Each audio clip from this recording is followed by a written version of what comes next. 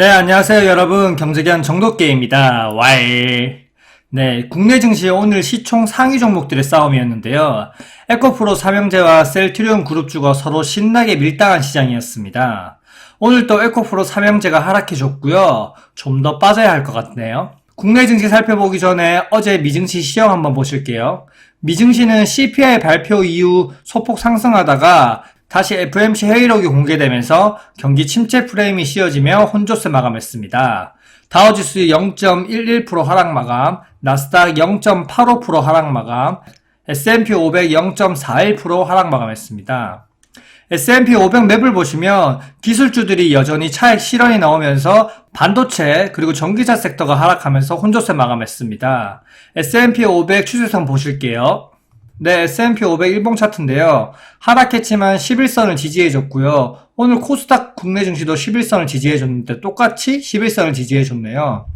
지금 길게 한번 보시면 60일 이평선이 지나가면서 60일 이평선을 중심으로 20일 이평선이 업앤다운을 움직이고 있습니다. 다시 또 20일 이평선이 업을 하면서 주가가 4200포인트 위로 끌어올릴 것 같고요. 하락한다 하더라도 4025포인트 정도를 지켜줄 것이니까 걱정 안 해도 될 것 같습니다. 추목도 보시면 여전히 4025포인트가 60주 이평선의 강력한 지지선이고요. 이 부근을 이탈하지 않는다면 아직까지는 무서워할 필요는 없습니다.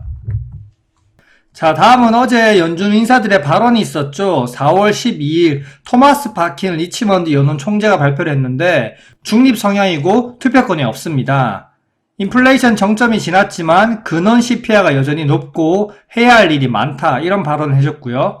메리 데일리 연은 총재 여전히 중립이고 투표권이 없습니다. CPI 수치가 좋은 소식이라면서 물가 수준이 아직 너무 높다고 얘기를 했고요. 이 두 분 다 중립적인 성향이고 투표권이 없기 때문에 별다르게 중요하게 다루진 않을 거고요.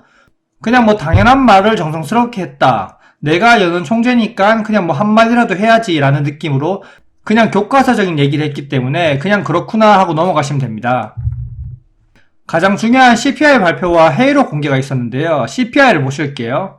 CPI가 전월 대비 0.4에서 0.1로 예측치보다 하회를 했고요. 전년 대비 또한 6%에서 5%대로 하락했습니다.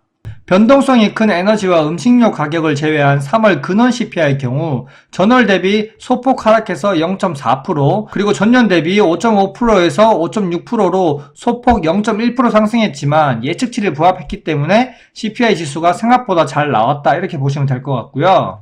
CPI가 나오고 나서 주가가 다시 상승을 했지만 FOMC 의사록이 공개되면서 다시 하락 전환했는데요. 의사록 내용은 은행권 리스크가 끝난 게 아니고 잠재적 경제 여파가 있을 수도 있다. 그러면서 미 경제가 연말에 완만한 침체에 빠지고 그 다음 2년 동안 회복된다. 이런 전망으로 경기 침체 프레임이 씌워지면서 하락했습니다. 여전히 고용이 아직까지 조금 탄탄하고 인플레이션 둔화폭이 크지 않은데요. 시장이 5월에 연준이 25bp 인상한다고 예상하고 있습니다. 패드워치 보실게요. 패드워치 보시면 동결보다는 25bp 인상안이 66.8%로 좀 더 우세합니다. 이번 주 금요일날 있을 대형은행들 실적 발표가 무난하게 넘어간다면 25bp 인상안으로 갈 것이고 만약에 실적 발표가 안 좋아서 금융 리스크 사태가 또 온다 이러면 동결론이 높아질 건데 25bp 인상하고 동결한 이후에 다시 금리를 인하할 거라고 시장이 바라보고 있기 때문에 아직까지는 크게 걱정 안 하셔도 될 듯 합니다. 다시 또 주요 뉴스 보실게요. 주요 뉴스가 좀 여러 가지가 있는데 그 중에서 하나를 뽑아봤습니다. 캐나다가 기준금리를 2회 연속 4.5%로 또 동결했는데요. 캐나다 총재가 인플레이션이 빠른 속도로 하강하고 있고 올해 여름 3% 수준까지 내려갈 것이라고 얘기했습니다.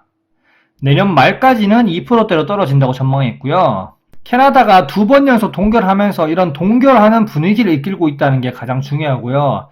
캐나다 아주 멋있습니다.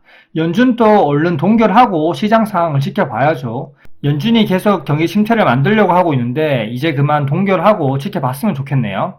자, 국제 유가와 달러 인덱스 그리고 피엔그리드 인덱스는 별 변화가 없으니 넘어가도록 할게요.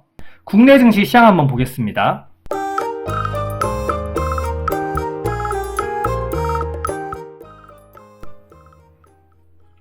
자, 국내 증시 시장 종합인데요. 국내 증시는 CPI 발표 이후 혼조세를 보이면서 오늘 시총 상위 종목들의 싸움이었는데요.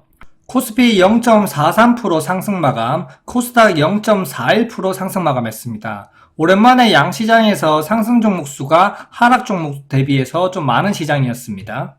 거래소를 보시면 코스피에서는 외국인이 팔면서 기관이 그 물량을 그대로 받아줬고, 코스닥에서는 엎치락 뒤치락 하면서 결국에는 외국인이 매수세로 전환해줬네요. 그리고 환율도 어제 CPI 발표 이후 15원 떨어지면서 1310원으로 마감해줬습니다. 오늘 PPI 생산자 물가지수 발표, 그리고 내일 대형은행들 실적이 잘 나오면서 원달러 환율이 1300원 아래로 떨어지길 바라보겠습니다. 신용잔고는 지금 계속 증가하고 있는데 19조 5천억, 거의 20조 원을 바라보고 있습니다. 신용잔고가 올라가면 세력들은 어떻게 해서든 해소를 시키는데요. 보통 한국 증시에서는 폭락을 시키면서 신용잔고를 해소시켰습니다. 자, 신용잔고가 계속 급등하고 있는 것은 분명히 주의해야 될 사항이고요. 분할 매도 분명히 하시면서 현금 보유하시길 바랍니다. 에코프로 삼형제가 상승하면 셀트리온 그룹주 및 중소형주가 하락을 하고, 다시 에코프로 삼형제가 하락을 하면 셀트리온 그룹주 및 중소형주가 다시 상승하면서 엎치락 뒤치락 전국 단타대회가 열렸습니다. 전 최대한 안전주의 투자자의 성향이라 들어가지 않았는데요. 에코프로 3분봉 한번 보실게요. 에코프로 3분봉을 보면 되게 재밌는 사실이 있는데, 자, 상승하던 주가가 60분봉을 이탈을 하고 120분봉을 지지하고 다시 상승했습니다. 그러면서 60분봉과 120분봉을 이탈하면서 하락세를 겪었고요. 다시 하락하면서 기술적 반등으로 60분봉을 막고 다시 또 하락을 했고, 다시 또 하락을 하다가 이번에 60분봉을 뚫고 올라가면서 120분봉을 막고 또다시 하락세로 접어들었습니다. 차이점이 보이시나요? 상승할 때 60분봉을 이탈해도 120분봉을 지지해주면서 다시 올라갔고, 상승 기조에서 60분봉과 120분봉을 다 이탈하니까 하락세를 시작했죠. 자, 이거를 그대로 데칼코마니처럼 거꾸로 한번 보시면, 지금 하락하면서 60분봉을 지지해주고 다시 하락세를 겪었죠. 그러면서 60분봉을 이탈하고 120분봉을 지지해주면서 다시 또 하락이 시작됐는데요. 여기서 120분봉을 뚫지 못하면 다시 올라갈 가능성은 분봉상에서 없고, 이대로 120분봉을 맞고 떨어진다면 단기적으로 57만 5천원 부근은 이탈할 것이라고 보여집니다. 자, 연봉을 보시면 올 한해 700% 가까이 올랐기 때문에 너무 심하게 올랐죠. 시총 상위 종목이 이렇게 오르는 것도 참 기가 막힙니다. 올라갈 확률보다 떨어질 확률이 앞으로 더 크지 않을까요? 보유자분들은 리스크 대비하는 게 좋을 듯 합니다. 하지만 2차 전지가 당연히 성장 섹터이고 실적이 계속 우상향할 거기 때문에 죽는 섹터는 아닌데요.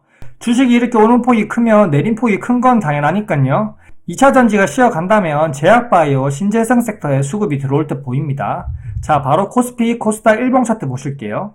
자, 코스피 일봉 차트를 보시면 제가 이평선을 수령하면서 이번에는 2550포인트를 뚫을 거라고 얘기를 했었는데 드디어 돌파를 했고요. 지지부진한 이 박스권을 돌파해줬습니다.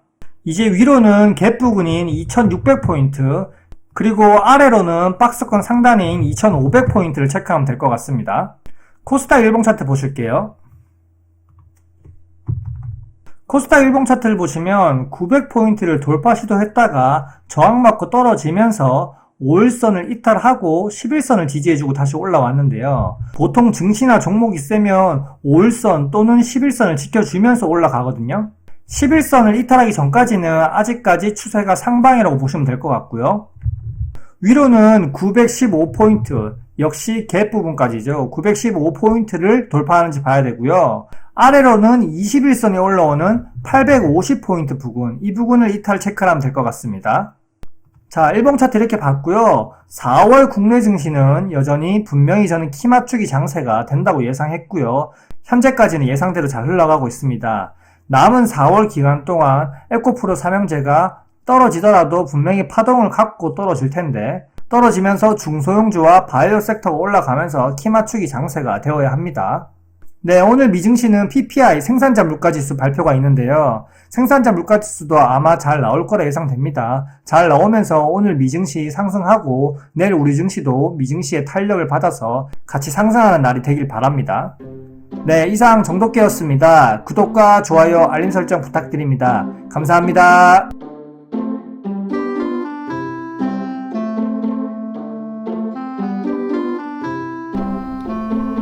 와이.